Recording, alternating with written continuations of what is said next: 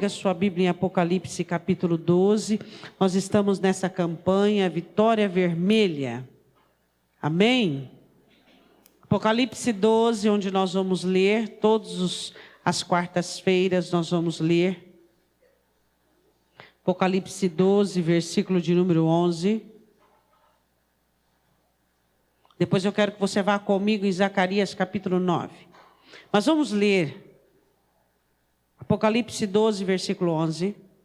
E eles o venceram pelo sangue do Cordeiro.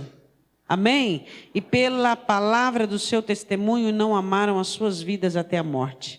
Podemos assentar, abrindo comigo a sua Bíblia, em Zacarias capítulo 9. Vá lá comigo em Zacarias capítulo 9. Nós sabemos a importância que o sangue de Cristo tem para todos nós. Nós temos aprendido que o sangue de Cristo é a nova aliança que temos com Deus. É a nova aliança que temos por meio do sangue de Cristo. E essa aliança, ela é eterna, é para sempre. E é por causa desse sangue que nós estamos aqui. E é por causa desse sangue que nós temos condições de chegarmos até o céu. Amém? Nós vamos falar em Zacarias capítulo 9. E nós vamos fazer uma exegese do primeiro versículo até o último, do qual, que é o 17, onde nós vamos meditar. Então vamos lá. Primeira situação, eu quero que você medite comigo no versículo de número 1, que você vê a situação de Israel dentro de vários cativeiros, cercado, rodeado por várias nações inimigas, e uma atitude marca esse versículo. A Bíblia diz no capítulo 9, versículo 1, o peso da palavra do Senhor contra a terra de Hadrade, Damasco, o seu repouso, porque o olhar do homem e de todas as tribos de Israel se volta para o Senhor.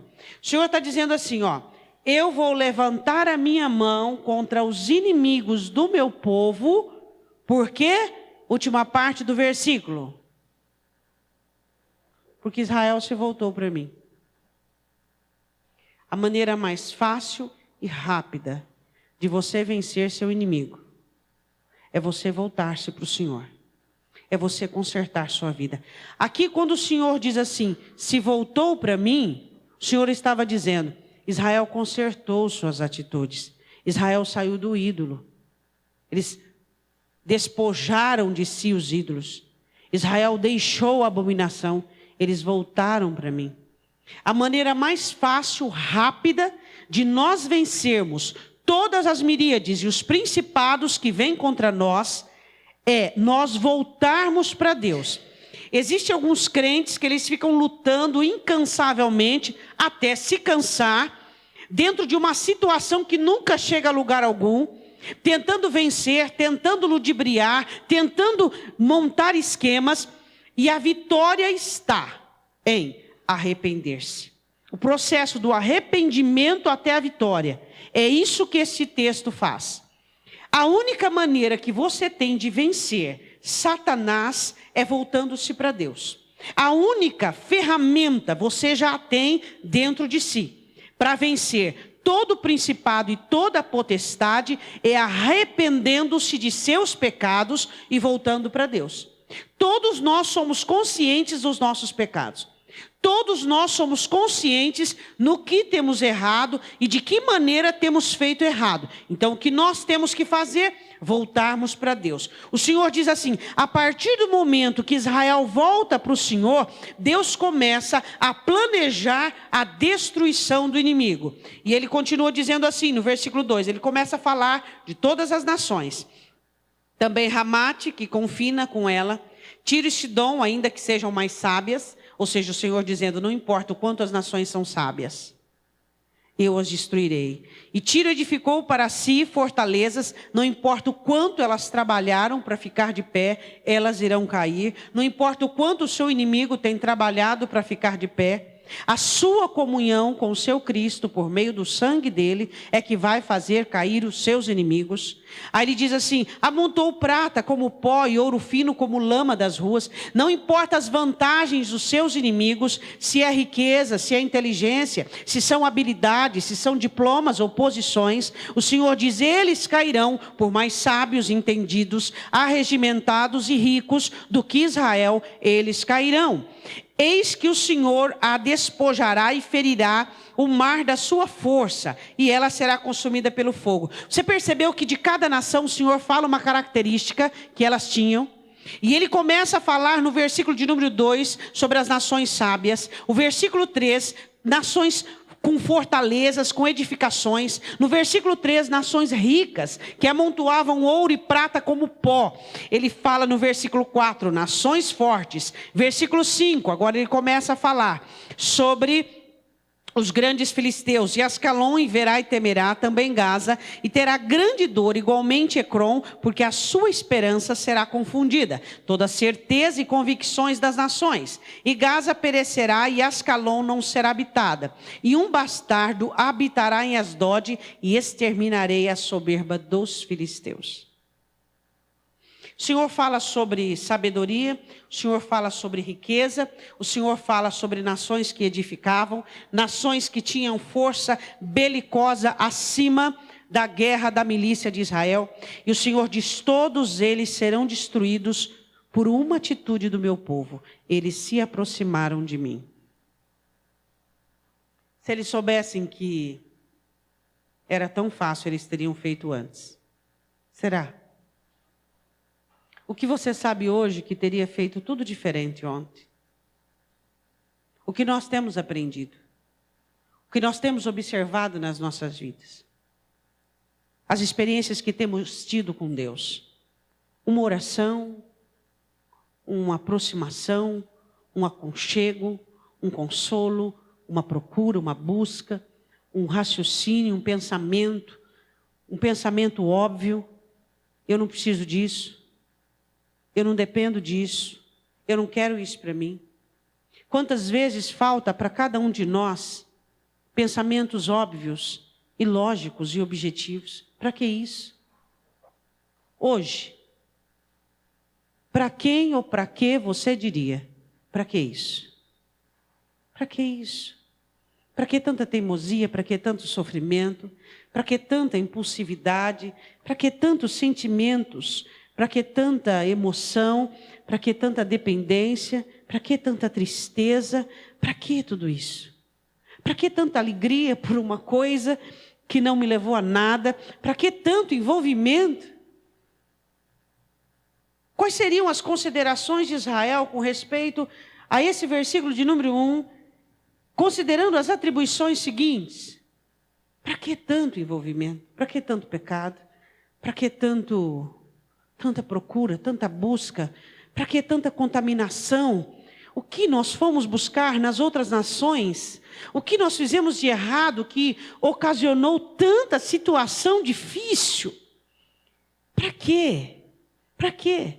Sendo que no versículo 1 você vê relatado: porque Israel voltou para mim, eu tirei a mão do meu seio e eu comecei a agir em favor deles.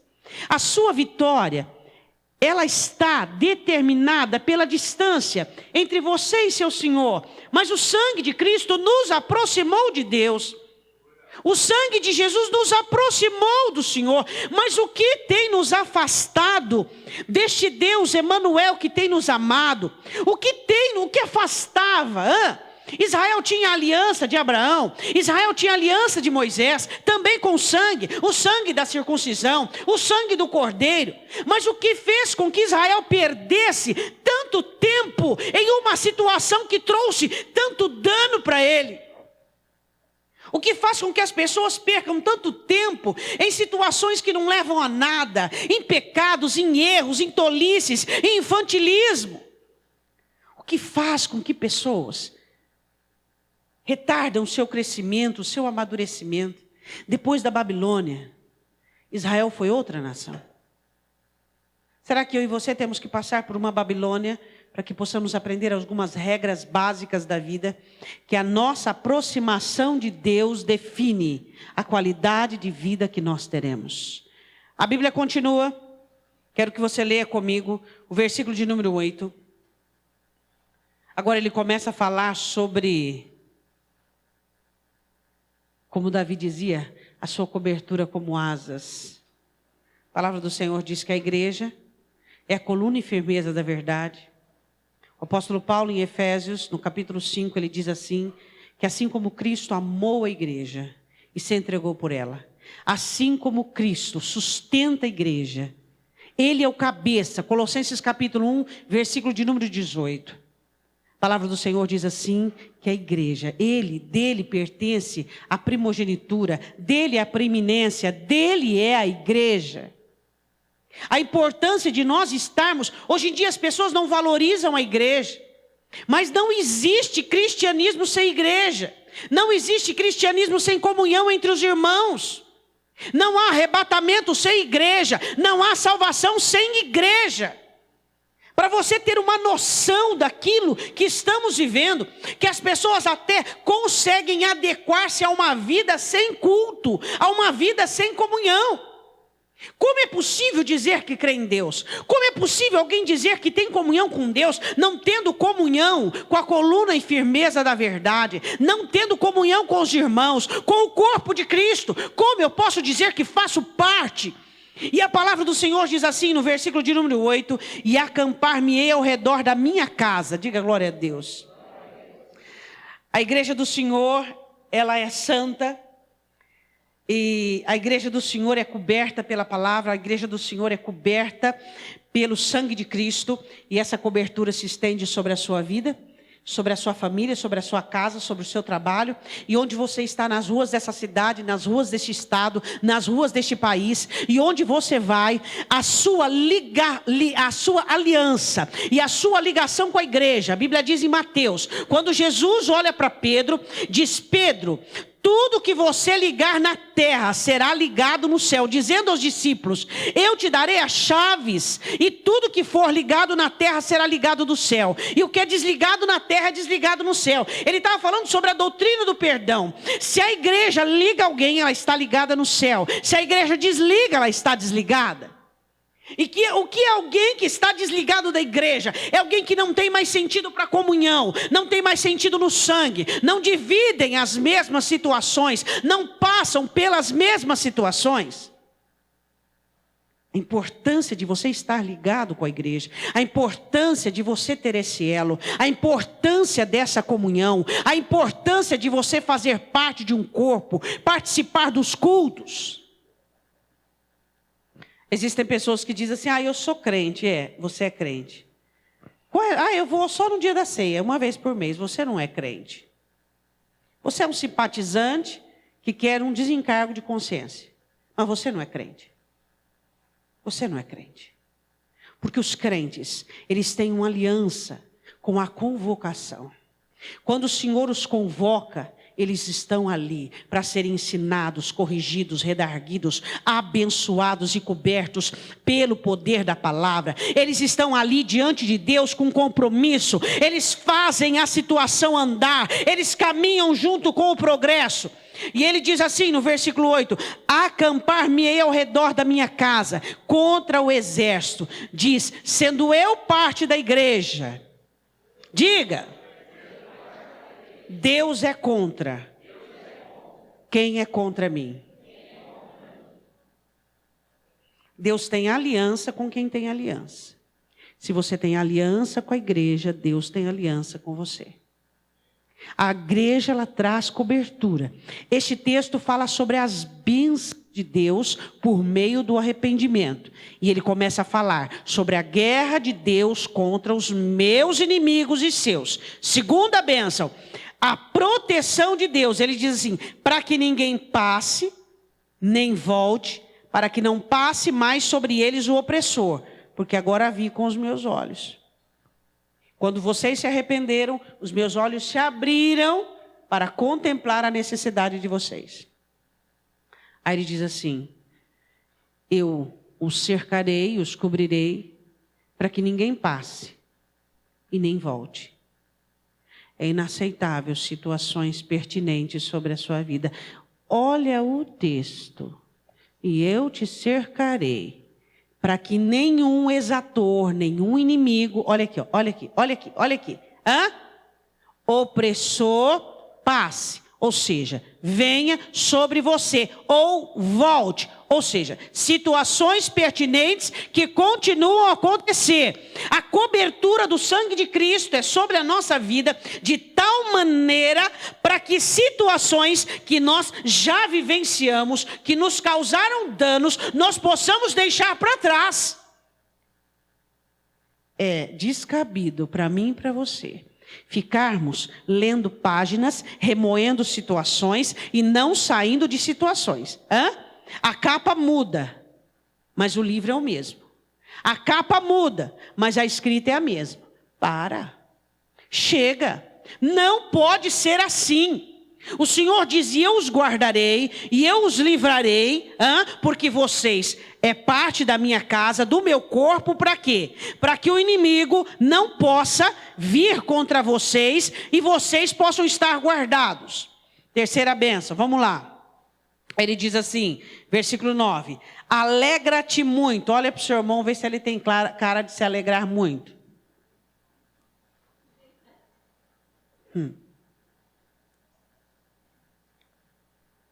Alegra-te muito, ó filha de Sião, exulta, ó filha de Jerusalém. Eis que o teu rei virá. Olha para o seu irmão, diga, ele já veio. Justo e salvador, pobre e montado sobre um jumento, sobre um jumentinho, filho de jumenta. Cavalo era um animal que os grandes guerreiros usavam.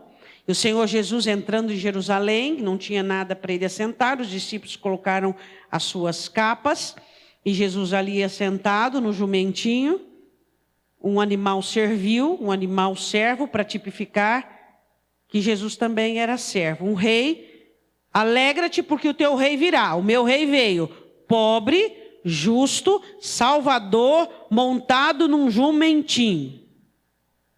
Explica para o seu irmão o que significa isso.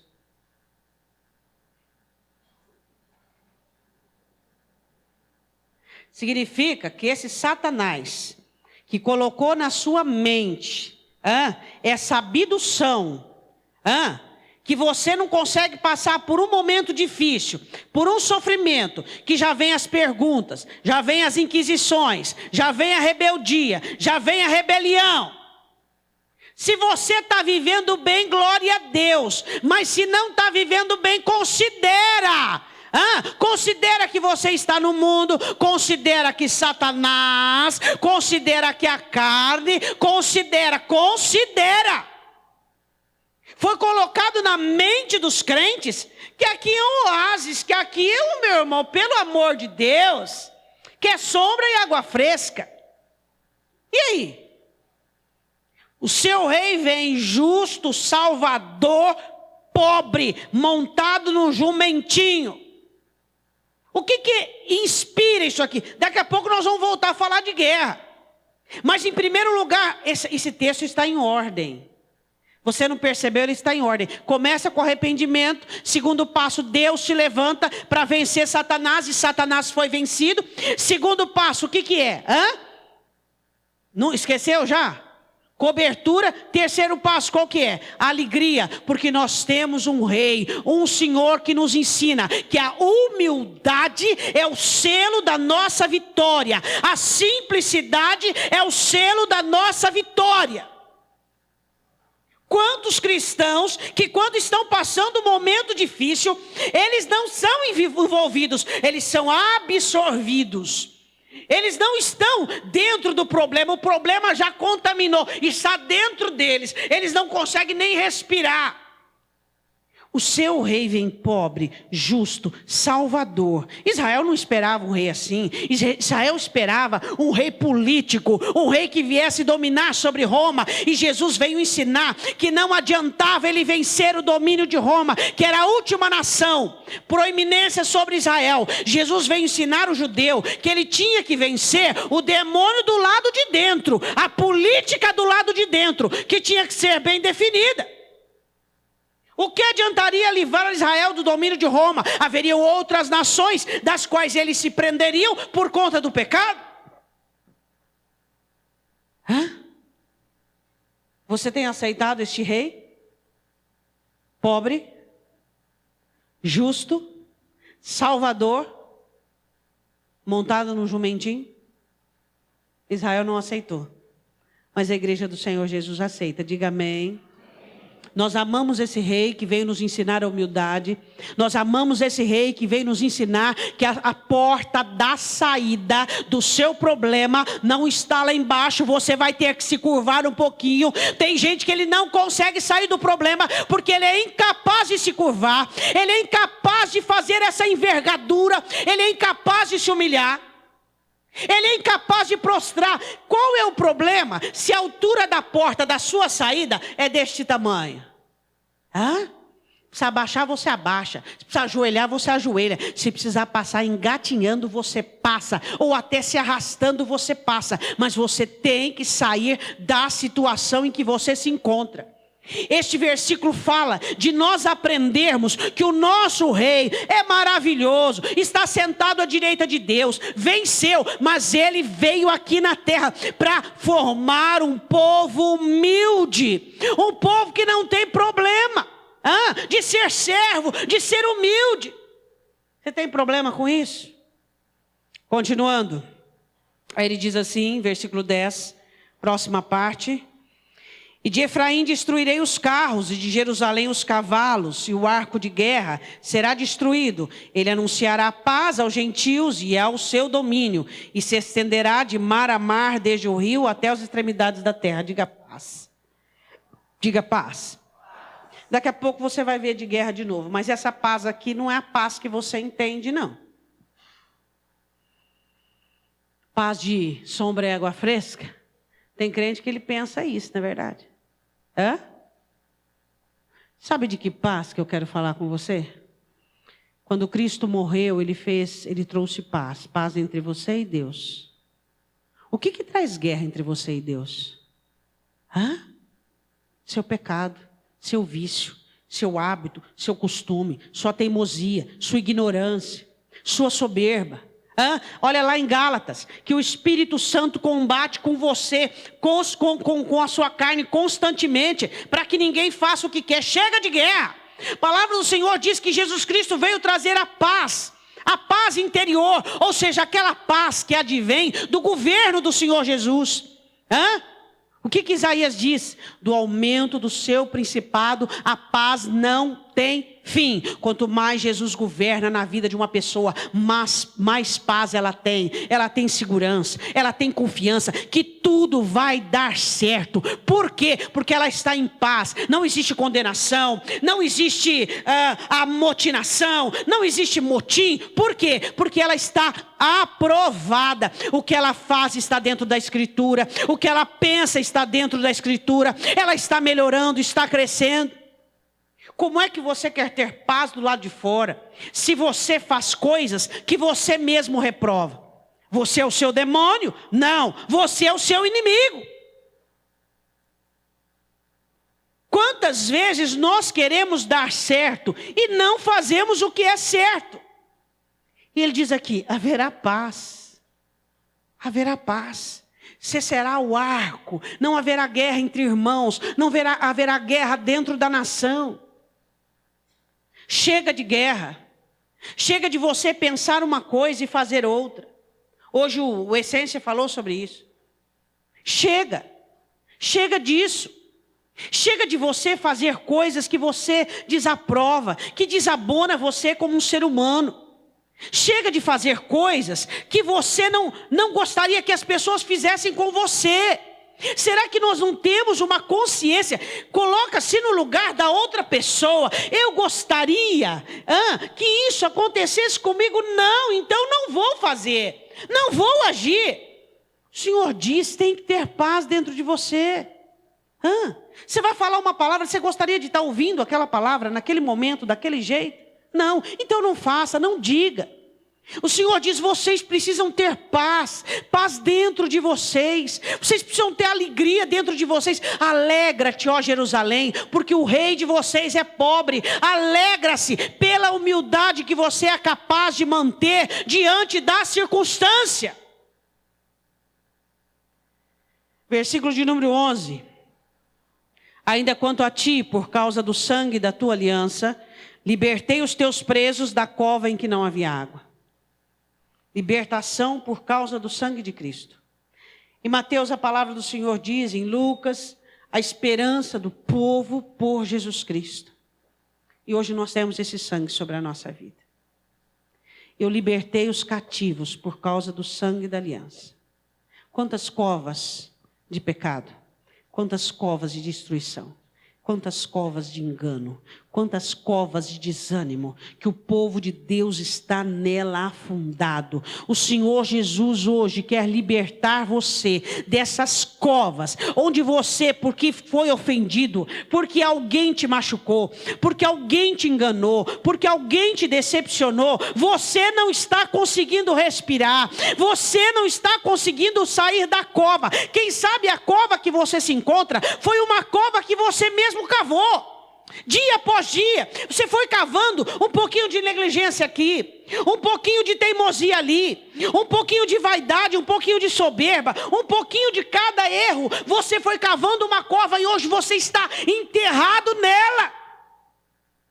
O Senhor Jesus diz, por causa do sangue que eu derramei por sua causa, eu tiro você dessa cova.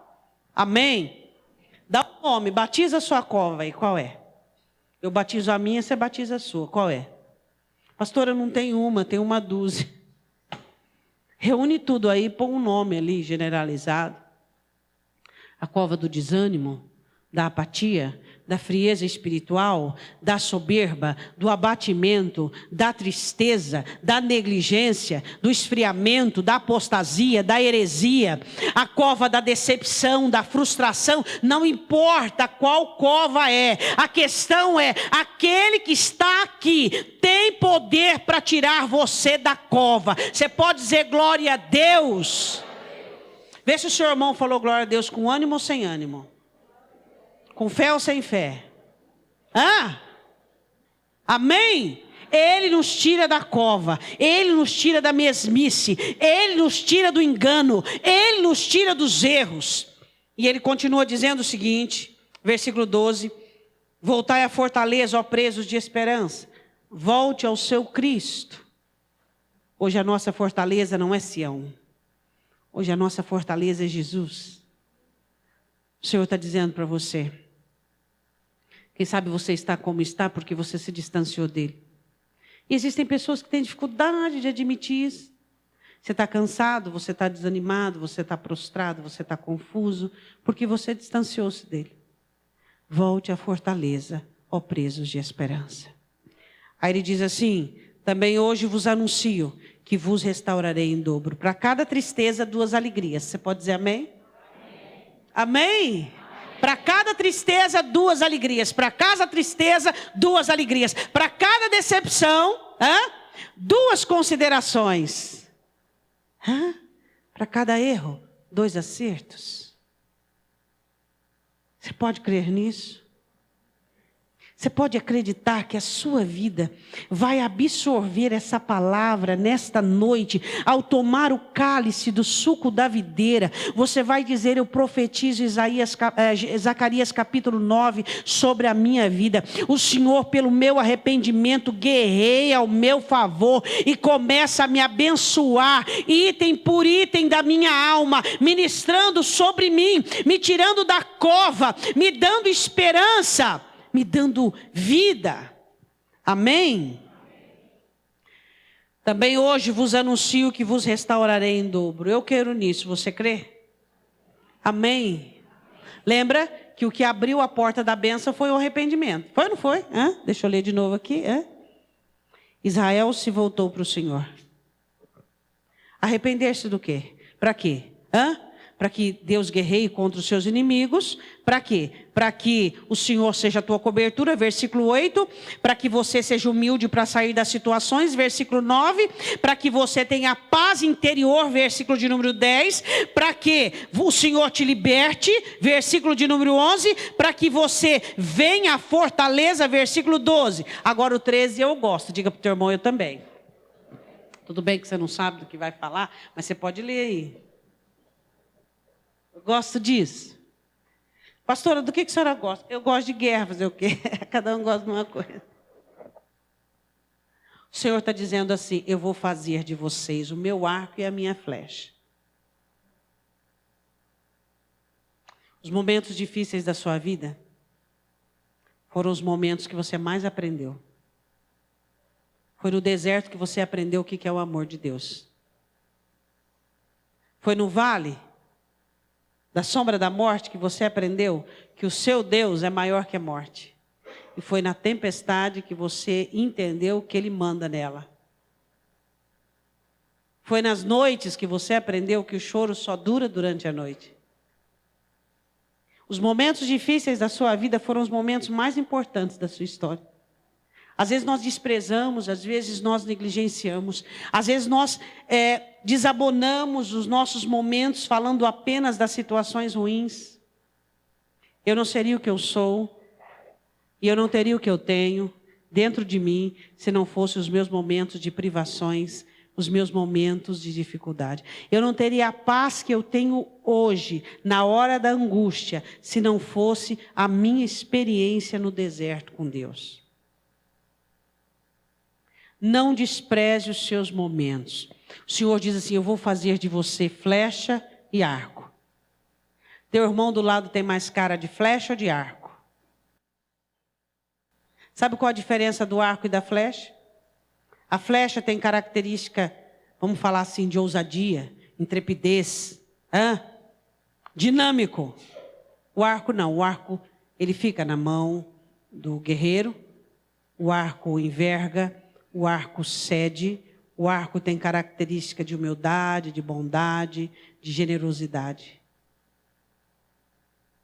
Que bom quando um casal é um arco e uma flecha. Certinho. Direção de Deus. A Bíblia diz assim, porque curvei Judá para mim. Ou seja, Judá vai ser meu arco. E enchi com Efraim o arco. Efraim substitui aqui Israel, né? Efraim vai ser o quê? As minhas flechas. Eu curvo Judá e encho Judá com Efraim, com as minhas flechas. Quem sou eu e quem é você? O Senhor tem podido fazer de você o arco dele e as flechas dele, para que você alcance. Pastora, não tem problema, seja o arco. Seja o arco para tirar uma flecha bem no alvo. Seja alguém que respalde outro. Aí ele diz assim, ó Sião, contra os teus filhos, ó Grécia. Aqui Grécia fala de Etíoco Epifânio. E por-te-ei, ó Sião, como a espada de um poderoso. O Senhor fala, arco e flecha e espada. Espada de um poderoso, de um valente. Eu sou uma espada de um valente. E qual é o nome do valente? Olha para o seu irmão e diga. Jesus é esse valente. E eu sou a espada deste valente. E você é a espada deste valente. E você é o arco. E você é a flecha. Nós somos os instrumentos de guerra do Senhor. Nós, o povo de Deus, somos aqueles que somos chamados para sermos conquistadores, acertarmos o alvo. Eu não fui chamada para errar. Diga eu também não. Diga eu também não. Ele diz no versículo 14: E o Senhor será visto sobre eles, e as suas flechas sairão como relâmpago. E o Senhor Deus fará soar a trombeta, e irá com os redemoinhos do sul. É aqui fala da presença do Senhor junto com o seu exército. E o Senhor dos exércitos os amparará, e eles devorarão depois que os tiverem sujeitado. As pedras da funda também beberão e farão barulho como excitados pelo vinho. Encher-se-ão com bacias de sacrifício, como os cantos do altar. Ele fala das características da vitória, que o Senhor estará com o seu povo, e que o Senhor darão àqueles que um dia nos sujeitaram. Hoje nós vamos vencer e vamos devorar, e a alegria nossa serão como aqueles embriagados. Agora desse eu gosto também. A palavra do Senhor nos dá vários codinomes, e um deles são as pedras na coroa do Senhor Jesus. Geralmente a pedra da coroa do Senhor Jesus tem pedras de várias cores, não é mesmo? E ele diz assim: e o Senhor seu Deus naquele dia o salvará, como ao rebanho do seu povo, porque como pedras de uma coroa.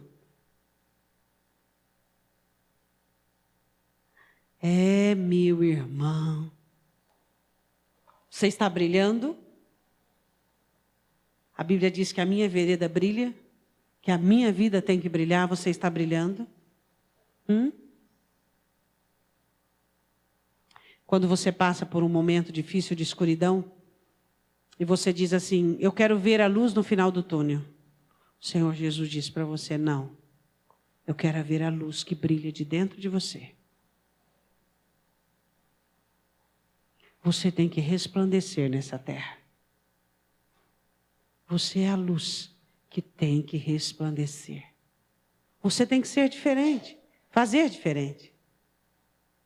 O que brilha em você? Traduz, pastora. Traduzo. O que se destaca? O que em você é diferente?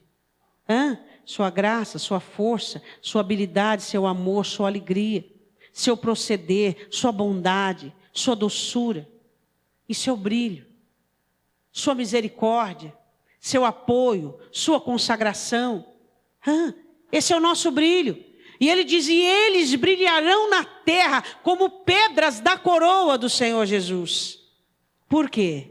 Por causa do sangue da aliança. Eu quero terminar, irmãos, falando com você. Vamos terminar o 17, porque grande é a sua bondade, e quão grande é a sua formosura. O trigo fará florescer, os jovens, o mosto e as virgens ficarão gordos e fortes. Tudo voltará a ser como antes, tudo voltará a ser abundante. Aí termina o capítulo. Você quer o capítulo 9 de Zacarias sobre você? Vamos ver o versículo 1, como é que ele começa? Arrependimento. Petição de perdão. Do que você tem que se arrepender? Queria que você fechasse os seus olhos.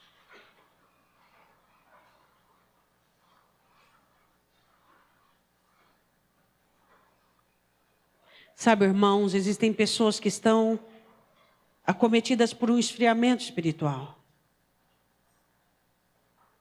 Aí você diz: pastora, mas isso é profecia. Paulo disse que as pessoas se esfriariam, não haveriam mais. Jesus disse que o amor se esfriaria, que faltaria unção. Mas essas profecias não precisam acontecer nem comigo, nem com você. O Senhor Jesus está falando comigo e com você nesta noite. E Ele está falando sobre arrependimento. Arrependimento. Quem sabe você já pediu perdão daquele pecado que você cometeu, que foi um dos mais graves da sua vida. Mas ainda existe resquícios daquilo. Ainda existe um comportamento em você que não é muito favorável, não é muito admissível. Peça perdão ao Senhor. Peça perdão daqueles pecados que só você, Deus e o diabo sabe. Peça perdão. Fala: Senhor, eu vou me arrepender. Eu quero o sangue de Cristo sobre a minha vida, porque eu quero Zacarias capítulo 9 na minha história. Eu quero o Senhor pelejando ao meu favor. Eu quero essa vitória de dentro para fora. Zacarias fala do sangue da aliança que me tira da cova, eu quero esse sangue. Zacarias fala da cobertura de Cristo, eu quero essa cobertura. Zacarias fala do Deus que peleja por mim, eu quero. Do Deus que me faz armamento de guerra, eu quero. Do Deus que me dá esperança, eu quero. Do Deus que me faz brilhar, diga, eu quero. Eu quero tudo isso para mim. Eu quero tudo isso para a minha vida. Eu quero a cobertura nessa campanha, eu quero a cobertura do sangue de Cristo. Nós vamos falar sobre a cobertura do sangue de Cristo, no seu trabalho, na sua família, mas hoje nós estamos falando do seu coração. Mas hoje nós estamos falando de dentro para fora. Nós estamos falando de tudo aquilo que está aí dentro de você que precisa ser mudado. Não importa se você é arco. Você não é tão ousado quanto gostaria, tão determinado, tão intrépido, mas você tem que ser o arco.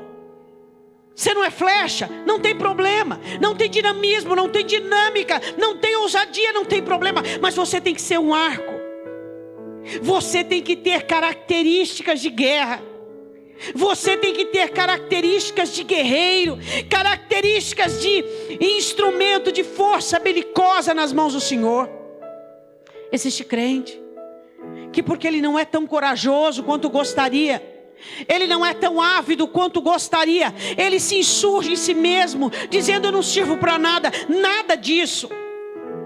O Senhor Jesus diz que como instrumento de guerra, ele tem ambos, tanto o arco quanto a flecha. Quem sabe você é o arco. Quem sabe você é o arco.